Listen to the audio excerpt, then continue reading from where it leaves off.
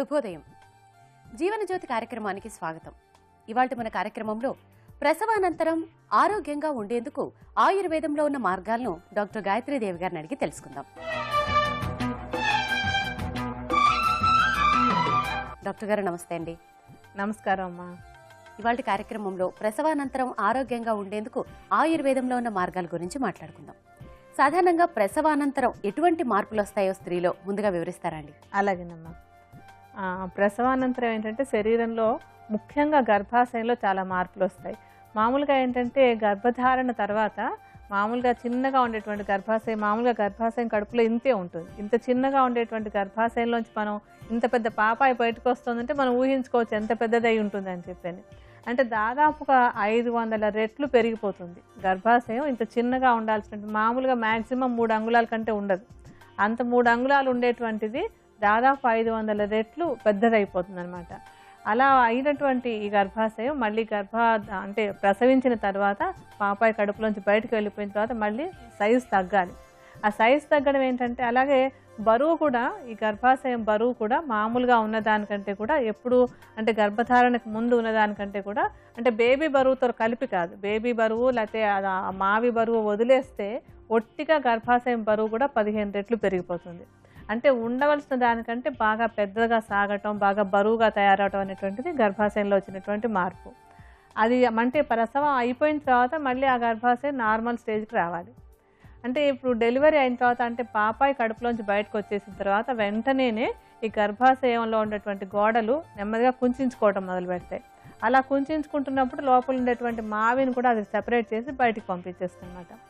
బయటకు పంపించాక ఈ గర్భాశయం ఫస్ట్ అంటే డెలివరీ పూర్తి అయిపోయిన తర్వాత ఈ మావి కూడా బయటకు వచ్చేసిన తర్వాత అంటే బొడ్డుకి పైన ఎక్కడో ఇంత పైకి ఉండేటువంటి ఈ గర్భాశయం డెలివరీ తర్వాత బొడ్డు కింద దాకా దిగిపోతుంది.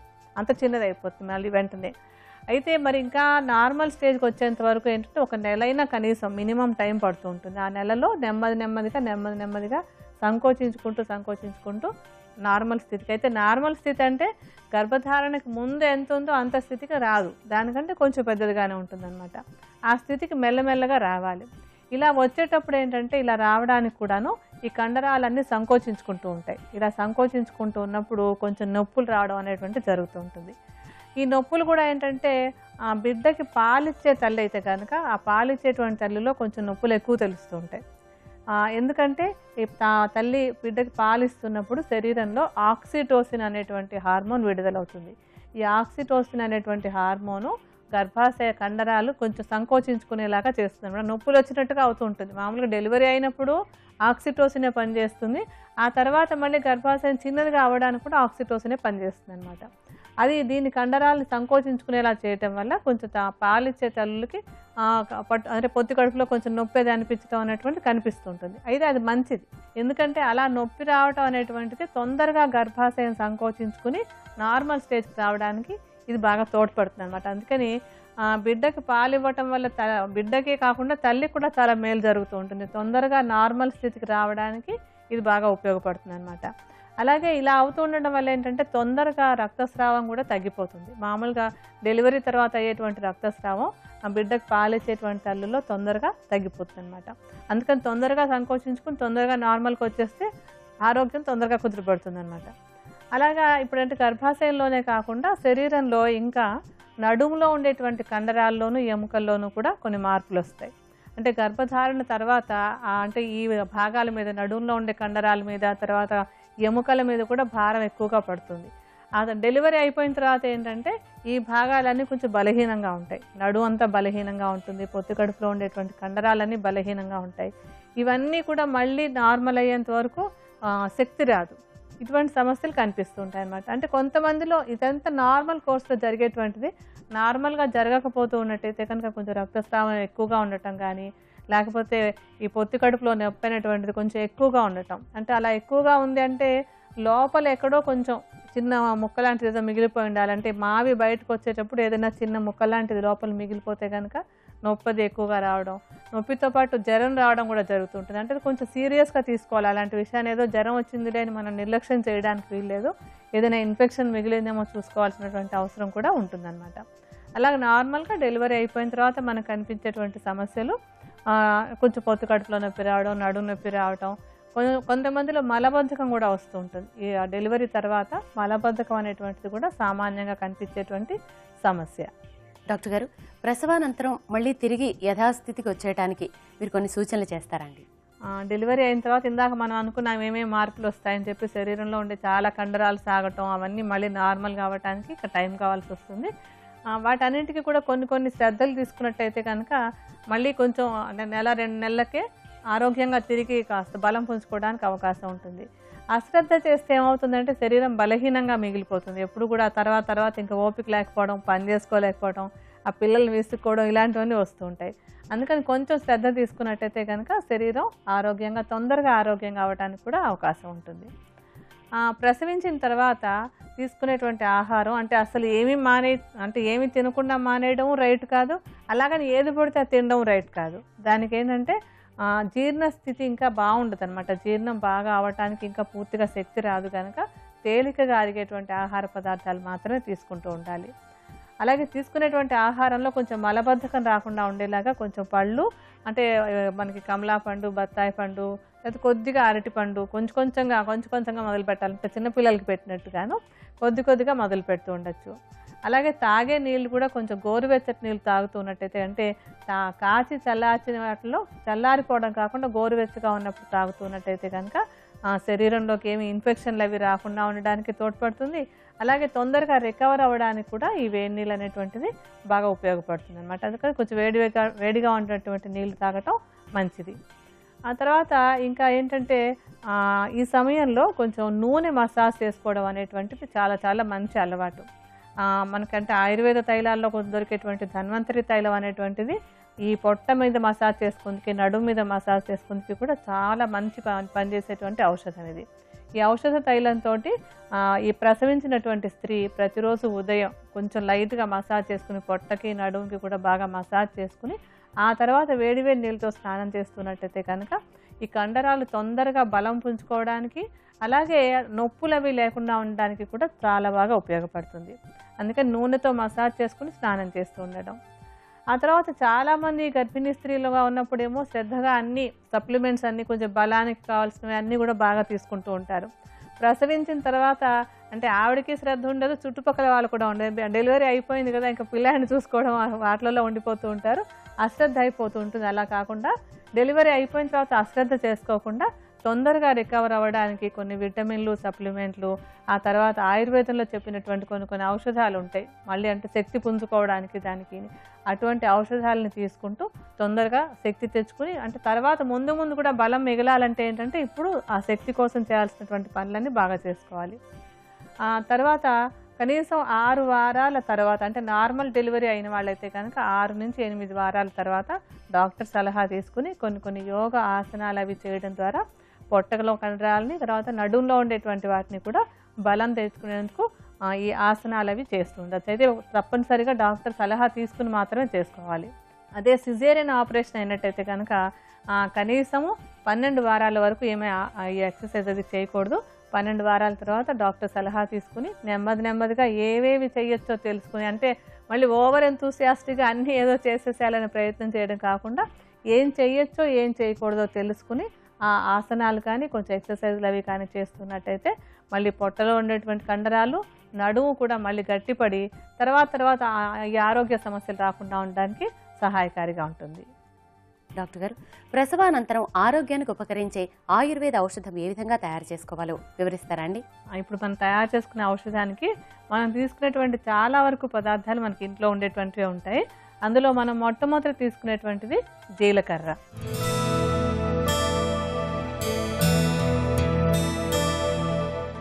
ఈ జీలకర్ర అనేటువంటిది ప్రసవించిన తర్వాత చాలా బాగా ఉపయోగపడేటువంటి మూలిక అన్నమాట. మామూలుగానే స్త్రీలందరికీ కూడా జీలకర్ర ఒక మంచి ఔషధంలా ఉపయోగపడుతుంది. అందులోనూ ప్రసవించిన తర్వాత ఈ గర్భాశయం చక్కగా సంకోచించుకుని మళ్ళీ నార్మల్గా అవ్వడానికి చాలా బాగా ఉపయోగపడుతుంది. అలాగే జీర్ణ వ్యవస్థ మళ్ళీ బాగా పనిచేయడానికి కూడా ఈ జీలకర్ర బాగా ఉపయోగపడుతుంది. జీలకర్రను వేయించి పొడి చేసేసుకోవాలి. ఇలా చేసుకున్నటువంటి జీలకర్ర చూర్ణాన్ని ఒక 10 గ్రాములు తీసుకోవాలి. మీకు ఔషధం తయారు చూపించడానికి కొంచెం జీలకర్ర చూర్ణాన్ని పక్కన పెట్టాలి.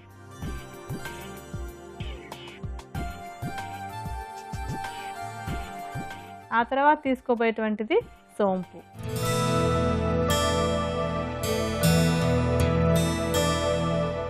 ఈ సోంపు కూడా ప్రసవించినటువంటి స్త్రీలకి గర్భాశయం చక్కగా మళ్ళీ నార్మల్గా రావడానికి, మామూలుగా శరీరం అంతా బాగా పనిచేయడానికి కూడా బాగా ఉపయోగపడేటువంటిది. సోంపును కూడా చూర్ణంలాగా చేసేసుకోండి. ఈ చూర్ణాన్ని కూడా 10 గ్రాముల పరిమాణంలో తీసుకుంటే సరిపోతుంది. ఇప్పుడు కొంచెం సోంపు చూర్ణాన్ని కూడా పక్కన పెడతాను.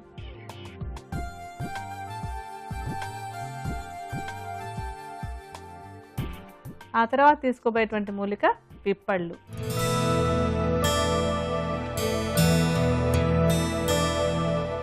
ఈ పిప్పళ్ళు కూడా ప్రసవించిన స్త్రీలకి చాలా బాగా ఉపయోగపడేటువంటి మూలిక. అంటే గర్భాశయం మళ్ళీ నార్మల్ స్థితికి రావడానికి, శరీరంలో అక్కడక్కడ వచ్చేటువంటి నొప్పులు తగ్గడానికి కూడా పిప్పళ్ళు బాగా ఉపయోగపడుతుంది. జీర్ణశక్తి పెరగడానికి కూడా పిప్పళ్ళు బాగా ఉపయోగపడుతుంది. పిప్పళ్ళని కూడా కొంచెం నేతిలో వేయించేసి చూర్ణంలా చేసుకోవాలి. ఈ చూర్ణాన్ని కూడా 10 గ్రాముల పరిమాణంలోనే తీసుకోవాలి.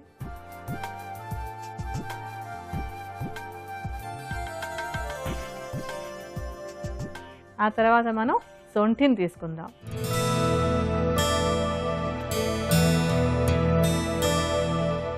సొంఠి కూడా ప్రసవం తర్వాత వచ్చేటువంటి నొప్పులు తగ్గడానికి, మళ్ళీ ఏంటంటే జీర్ణశక్తి బాగుండడానికి, శరీరం మళ్ళీ ఆరోగ్యంగా తయారవడానికి బాగా ఉపయోగపడుతుంది.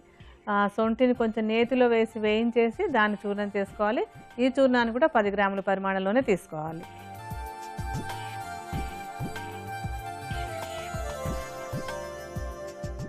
ఆ తర్వాత వామును తీసుకుందాం.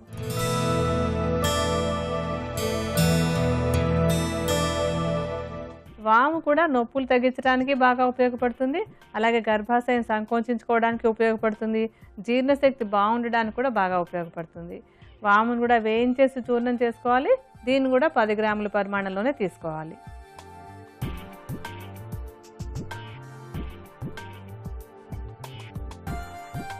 ఆ తర్వాతది మెంతులు.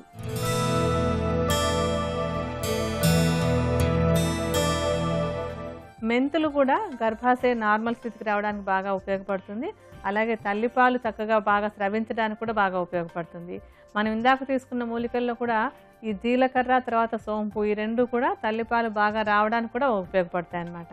గర్భాశయం సంకోచించడానికి, తల్లిపాలు బాగా రావడానికి రెండు మంచి మంచి ప్రయోజనాలు కలిగిస్తుంది ఇది. ఈ మెంతులను కూడా వేయించి చూర్ణంలా చేసుకోవాలి. ఈ చూర్ణాన్ని కూడా 10 గ్రాముల పరిమాణంలోనే తీసుకోవాలి.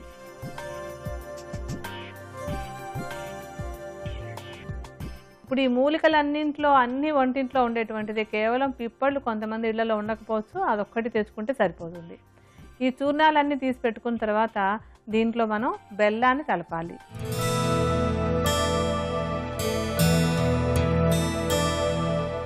ఈ చూర్ణాలకి ఒక 80 గ్రాముల పరిమాణంలో బెల్లాన్ని కలపాలన్నమాట.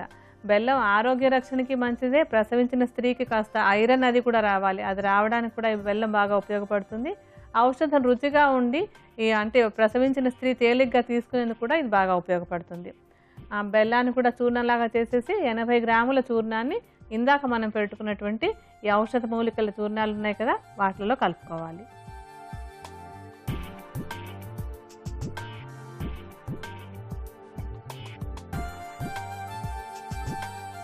ఇప్పుడు ఈ మిశ్రమాన్ని బాగా కలుపుకుందాం. దీన్ని బాగా కలిపేసుకుని ఒక 200 మిల్లీలీటర్ల ఆవు పాలు దొరికితే ఆవు పాలు అవకాశం లేకపోతే కనుక మామూలుగా గేదె పాలు కానీ తీసుకుని ఆ పాలలో ఇప్పుడు మనం పెట్టుకున్నటువంటి మిశ్రమాన్ని కలిపేసుకోవాలి.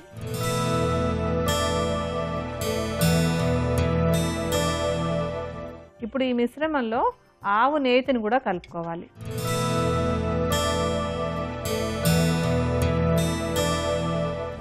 ఆవు నెయ్యి దొరికితే ఆవు నెయ్యి తీసుకోండి. లేకపోతే కనుక ఇంట్లో తయారు చేసుకున్నటువంటి గేదె నెయ్యి అయినా సరే, మీరు సొంతంగా తయారు చేసుకున్నటువంటిది అయితే మీకు స్వచ్ఛంగా దొరుకుతుంది కనుక అటువంటి స్వచ్ఛమైన నేతిని వాడుకోండి. ఈ నేతిని 100 గ్రాముల పరిమాణంలో తీసుకుని ఇందాకటి మిశ్రమంలో కలుపుకోవాలి.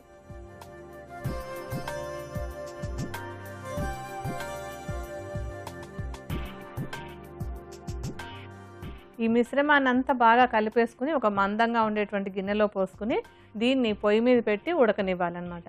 ఉడకనివ్వడం ఎలాగంటే లేహ్య పాకం వచ్చే వరకు అంటాం. లేహ్య పాకం అంటే మామూలుగా ఇళ్లలో హల్వాలు అవి చేసుకుంటారు కదా, హల్వాలాగా ముద్దలాగా అయ్యేంత వరకు దీన్ని ఉడకనిచ్చి ఆ తర్వాత తీసి చల్లారాక ఒక సీసాలో పోసి భద్రపరచుకోవాలి. ఈ ఔషధాన్ని ప్రసవించిన స్త్రీకి 3వ రోజు నుంచి, అంటే నార్మల్ డెలివరీ అయిన వాళ్ళకి 3వ రోజు నుంచి, ఒకవేళ సిజేరియన్ అయితే కనుక 5వ రోజు నుంచి ఈ ఔషధాన్ని ఇవ్వచ్చు. దీన్ని ఎలాగంటే ఉదయం 1 చెంచాడు, సాయంత్రం 1 చెంచాడు ఈ ఔషధాన్ని ఇచ్చి, ఔషధం తీసుకున్న తర్వాత వెంటనే 1 కప్పు వేడి పాలు తాగుతూ ఉండాలి. ఇలా 3 నెలల పాటు తీసుకుంటున్నట్టయితే కనుక తొందరగా ఆరోగ్యం మామూలు అయిపోయి తర్వాత ఎటువంటి, అంటే ప్రసవం తర్వాత వచ్చేటువంటి బలహీనమైనటువంటి శరీరం సమస్య లేకుండా ఆరోగ్యంగా ఉండడానికి ఉపయోగపడుతుంది. ప్రసవం తర్వాత ఆరోగ్యంగా ఉండేందుకు ఉపకరించే ఆయుర్వేద ఔషధం తయారీ విధానం మరొక్కసారి చూద్దాం. జీలకర్ర చూర్ణం 10 గ్రాములు, సోంపు చూర్ణం 10 గ్రాములు, పిప్పళ్ల చూర్ణం 10 గ్రాములు, సొంఠి చూర్ణం 10 గ్రాములు, వాము చూర్ణం 10 గ్రాములు, మెంతుల చూర్ణం 10 గ్రాములు, బెల్లం 80 గ్రాములు, నెయ్యి 100 గ్రాములు తీసుకుని వీటన్నిటినీ బాగా కలిపి 200 మిల్లీలీటర్ల పాలలో వేసి పాకం వచ్చేంత వరకు ఉడికించుకుని భద్రపరచుకోవాలి. ఉపయోగించుకోవడానికి ప్రతిరోజు ఉదయం సాయంత్రం 1 చెంచాడు ఔషధాన్ని పాలు అనుపానంగా తీసుకోవాలి. ప్రసవం తర్వాత ఆరోగ్యంగా ఉండేందుకు ఉపకరించే ఆయుర్వేద ఔషధం తయారీ విధానం, దానిని ఉపయోగించే విధానం కూడా తెలుసుకున్నాం కదా. మరిప్పుడు జుట్టు రాలే సమస్య నివారణకు చక్కటి గృహౌషధం అడిగి తెలుసుకుందాం.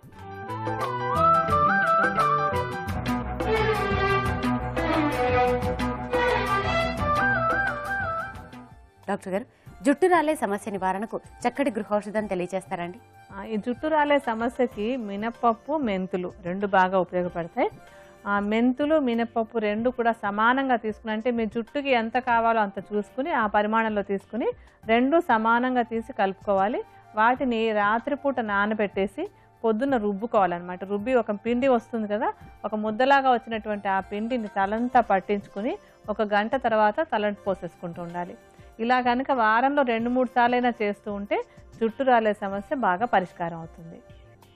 ప్రసవం తర్వాత ఆరోగ్యంగా ఉండేందుకు ఉపకరించే యోగా ప్రక్రియలను యోగ వశిష్ఠ శ్రీ దండు సత్యనారాయణరాజు గారు చేసి చూపిస్తారు. మనం చూద్దాం.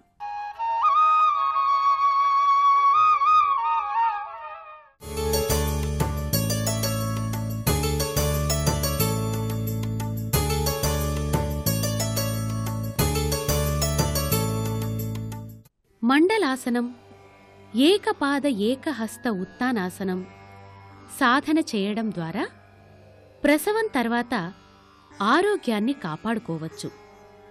మండలాసనం, ఈ ఆసనం సాధన చేయడానికి ముందుగా కూర్చొని కాళ్ళు రెండింటినీ ముందుకు చాచి చేతులు రెండింటినీ జోడించి పాదాల వద్దకు తీసుకొని వచ్చి వెనక్కి ముందుకు వంగుతూ సవ్య దిశగా వృత్తంలా తిప్పాలి.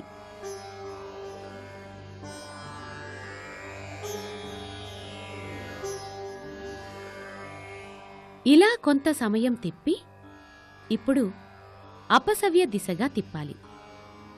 ముందుకు వంగినప్పుడు శ్వాస బయటకు వదలాలి. వెనక్కి వచ్చినప్పుడు శ్వాస తీసుకోవాలి.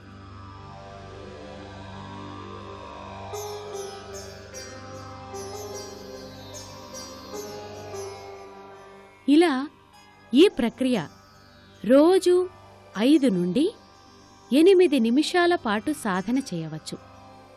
రెండవ ప్రక్రియ ఏకపాద ఏకహస్త ఉత్తానాసనం. ఈ ఆసనం సాధన చేయడానికి ముందుగా వెల్లకిల్లా పడుకోవాలి. తరువాత ఉదరం నిండా శ్వాస పీల్చుకొని కుడి చేతిని ఎడమ కాలును కొద్దిగా పైకి ఎత్తి ఉంచాలి. ఇలా ఉండగలిగినంత సమయం ఉండి శ్వాస బయటకి వదులుతూ తిరిగి యథాస్థానానికి రావాలి. ఇప్పుడు కుడి కాలును ఎడమ చేతిని పైకెత్తుతూ శ్వాస పీల్చుకోవాలి. ఇలా ఈ భంగిమలో కూడా ఉండగలిగినంత సమయం ఉండి తిరిగి యథాస్థానానికి వస్తూ శ్వాస బయటకు వదలాలి. ఇప్పుడు 2 చేతుల్ని 2 కాళ్లను పైకెత్తుతూ శ్వాస పీల్చుకోవాలి. ఇలా ఈ భంగిమలో కూడా ఉండగలిగినంత సమయం ఉండి తిరిగి శ్వాస వదులుతూ యథాస్థానానికి రావాలి.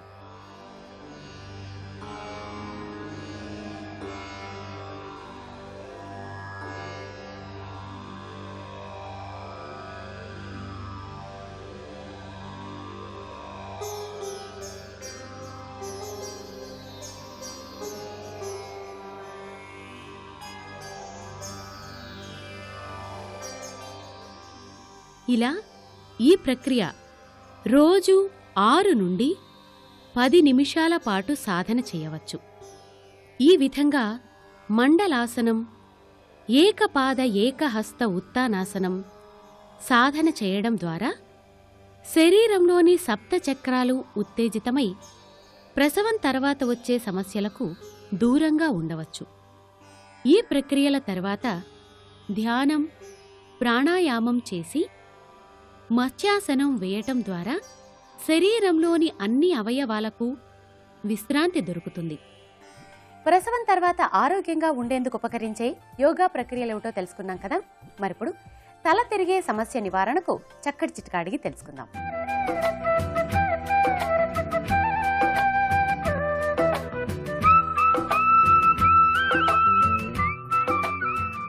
డాక్టర్ గారు, తల తిరిగే సమస్య నివారణకు చక్కటి చిట్కాను తెలియజేస్తారండి? తల తిరిగే సమస్య ఉన్నప్పుడు అశ్వగంధ, వచ ఈ రెండు చాలా బాగా ఉపయోగపడతాయి. అశ్వగంధ చూర్ణాన్ని ఒక 1/2 చెంచాడు, వచ చూర్ణాన్ని ఒక 1/4 చెంచాడు కలిపి కొంచెం తేనె కలుపుకొని తీసుకుంటున్నట్టయితే కనుక తల తిరిగే సమస్య తగ్గిపోతుంది. చూశారు కదా, తల తిరిగే సమస్య నివారణకు అశ్వగంధ, వచ, తేనె ఎంత బాగా ఉపకరిస్తాయో. ఇది ఇవాల్టి మా జీవనజ్యోతి కార్యక్రమం. ఇవాల్టి కార్యక్రమంలో ప్రసవం తర్వాత ఆరోగ్యంగా ఉండేందుకు ఆయుర్వేద యోగా శాస్త్రాల్లో ఉన్న మార్గాలతో పాటు చక్కటి గృహౌషధం చిట్కా కూడా తెలుసుకున్నాం కదా. తిరిగి మరొక ఎపిసోడ్లో మరొక జీవన సమస్య, దాని పరిష్కారంతో మేము ముందుంటాం. అంతవరకు సెలవు. నమస్కారం. నమస్కారం.